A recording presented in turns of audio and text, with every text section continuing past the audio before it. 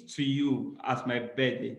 So today I'm very, very super excited to have a someone I respect so much, and she will be taking us through the entire process. Um,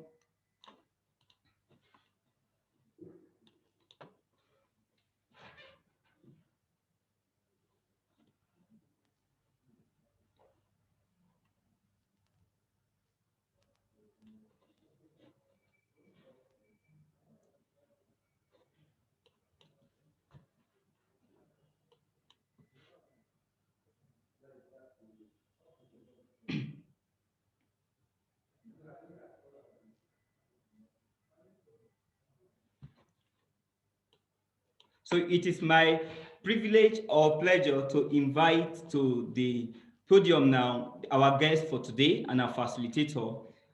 She is, sorry if I murdered the name, she is Dr. Maryleen Undabiaku. She's an associate lecturer at the Department of Electrical and Electronic Engineering at the University of Derby, UK. She's also a PhD scholar at the University of Lancaster, UK, where she's carrying out her research on the intersection of artificial intelligence, AI, and Internet of Things. If you have been following the mail that we've been sending over the weekend, we have actually outlined her full profile in that mail. So this evening, she's going to lead us into a discussion on how to prepare for and win international scholarship and research grant. So I believe people that are here are people that really wants to learn one or two things from her. So she's going to do our presentation briefly as she come up stage, and after which there'll be question and answer.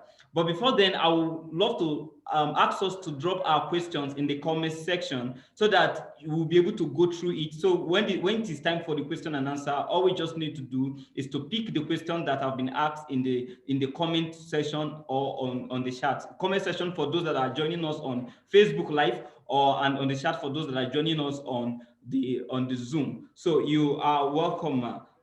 It's our pleasure to have you join us this evening. Thank you very much, Nicholas, and happy birthday to you. Congratulations. Thank you. Yeah, so I don't know if I can share my screen, if you could enable the screen sharing. Okay. Yeah, so in the meantime, thanks for the introduction and thanks for having me. And it's really a pleasure to be having this conversation with us. Just to check, can you hear me like loud and clear? Yeah, I can hear you. Okay, cool. All right. So anyway, for this talk, I'm going to focus more on the international scholarship side because it was given to me as international scholarship or grants. So, well, grants can come in different ways as research grants. Mainly, you talk more about that if for those in academia that sort of look for grants to do their research, basically postdocs and lecturers and professors. So, but I think for our audience, what might be more interesting for them would be the scholarship side, and possibly I could talk a little bit about some other grants I've received, like travel grants for summer schools, if some of you are also interested to know more about that. Yeah, so yeah, it's time to share my screen. Yeah, I should be able to share your screen now. Yeah. Okay, so you able to see the presentation? Yes. Can you see the presentation? Okay, cool. All right. Okay, so I'll just get right on with it because I don't have so much time. Yeah, so I'm just going to tell you a bit about myself in the context of what we're talking about. So, of course, if we're talking about scholarships and grants, the question would be like, what sort of experiences have you had in terms of securing scholarships? So I kind of mentioned some of the scholarships that have been awarded for my postgraduate studies and some other kind of scholarship like travel grants. So for my master's, yes, I secured NDDC scholarship to do my master's in the UK. There was also the Prestige, but it wasn't, although we were announced, but there was a change of government, and you know what happens in our country, and it didn't materialize. But that was supposed to be for master's and PhD.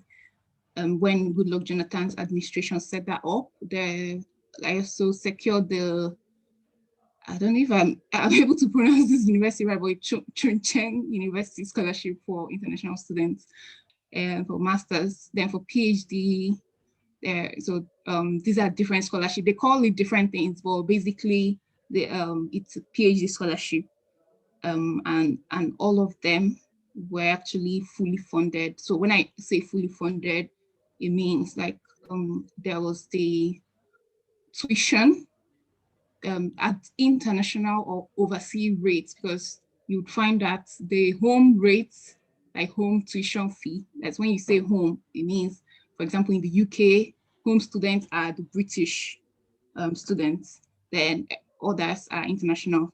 Well, previously there was home EU, before the whole Brexit thing.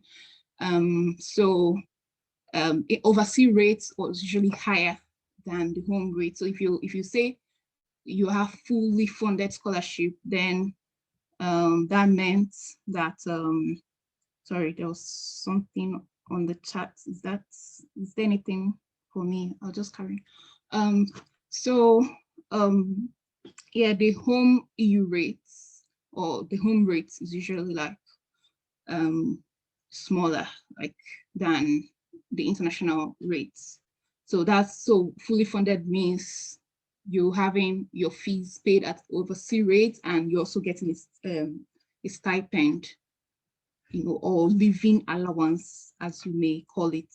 Then there were also some other grants, like the grants I got for summer school, or the grant I got for conferences. So that's also a kind of research grants. Well, the second one, maybe could class it in that category. So grants or funding that you get to help your research. So could be to attend conferences, or to attend additional training, you may call it. Okay, so I'm just going to talk about what I call categories of international scholarship. This is just me trying to break this down, but it's in no way exhaustive. So there is the foreign government or institution scholarship. Institution scholarship. Could we please mute if it's not really? But if you have another microphone, I can help you. I know if you have anything to do that. So now this thing is empowering people, turning something to your business. So if you will not have chance to,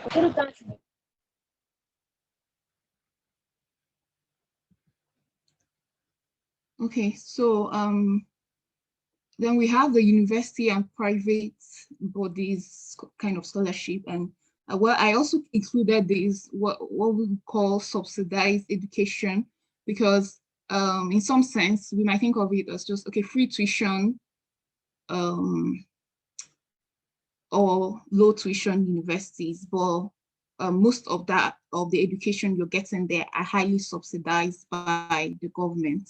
So we just class it as a kind of scholarship as well, because the whole essence of scholarship is that you're getting funding somehow. So even if the funding is not coming directly to you, like the money coming to your account, it could be that your education was subsidized or your tuition fee was waived, because you could get like an award for tuition fee waiver. That's also a kind of scholarship, right?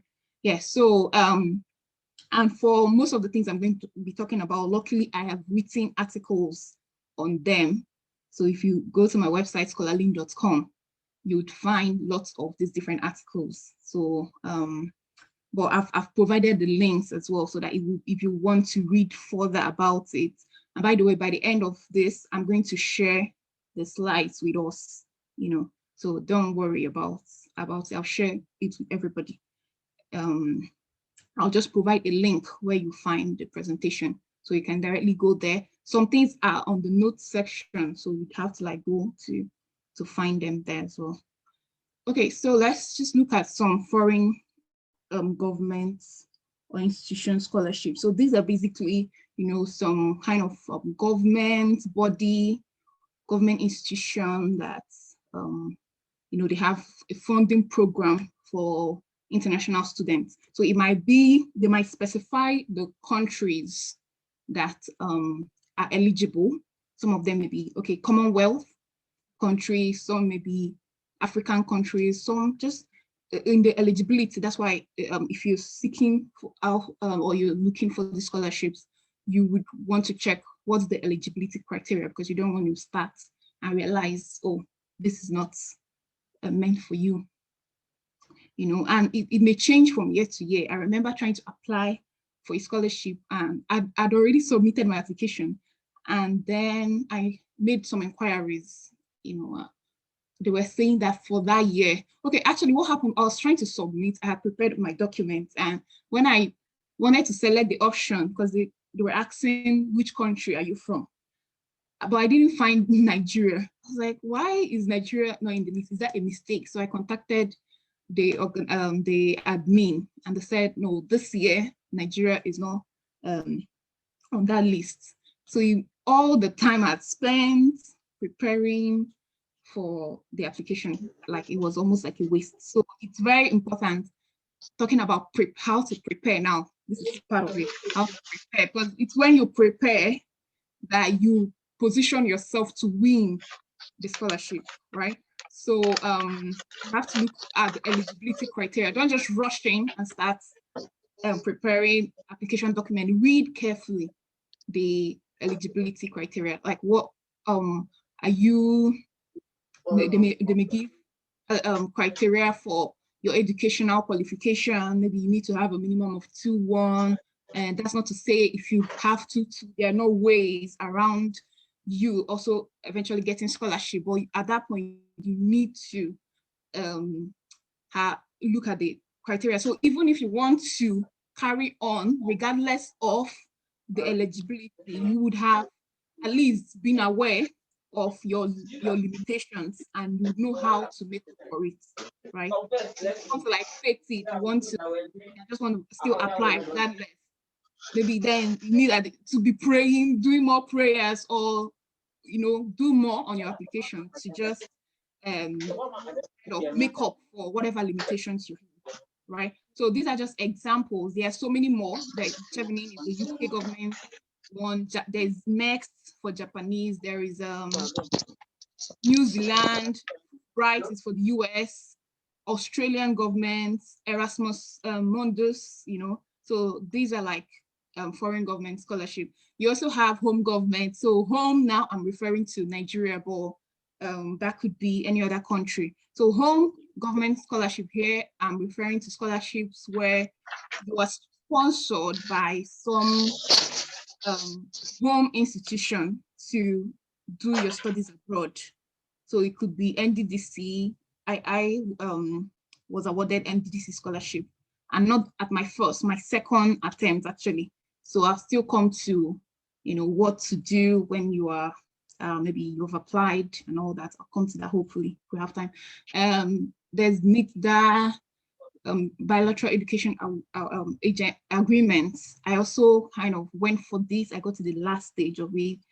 Then these ones are like, some companies, oil and gas companies, PTDF as well. Then there's also this EY and Juma, which is more of MBA scholarship to study in the top 10 universities.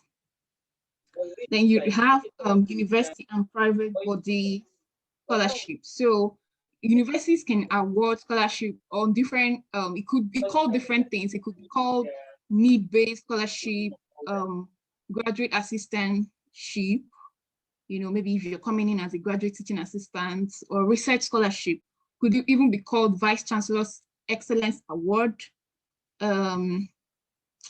So sometimes universities will affiliate with external funding bodies for some of these scholarships.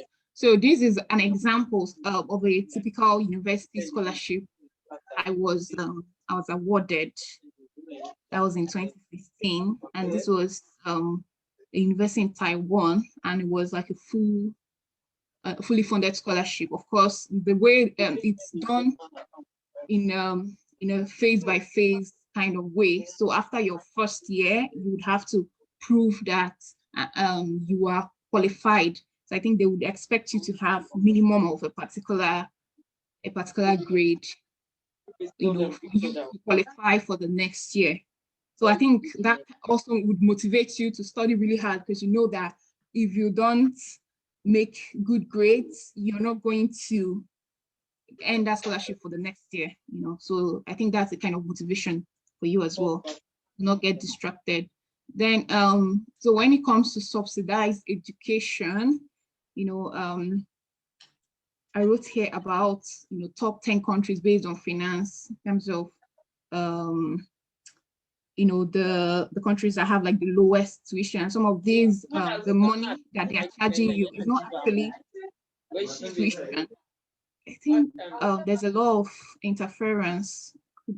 Everyone try to mute their microphones, please. So this amount is basically maybe just some kind of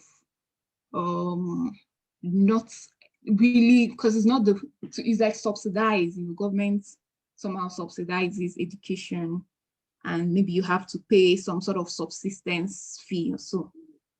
Then just you need to note some things about, especially the home and the foreign governments scholarship, that they are highly competitive. So let's narrow down. Let's use the foreign scholarships as an example. Like Chevening, the acceptance rate is like 2 to 3%. So it means that they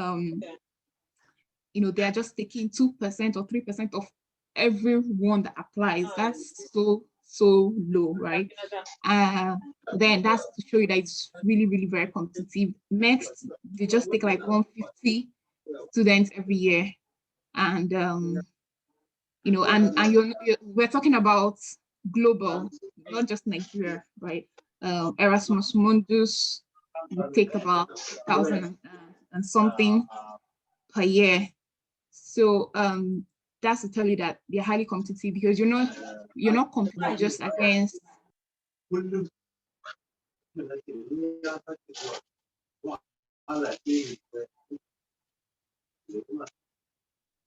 Okay. Some people are saying that they can't hear. Hi, Maureen. I think you can mute those people now as a moderator of this. Okay. So are you, just to check, can you hear me clearly? Because some people are saying they can't hear. They can't hear me well, audibly.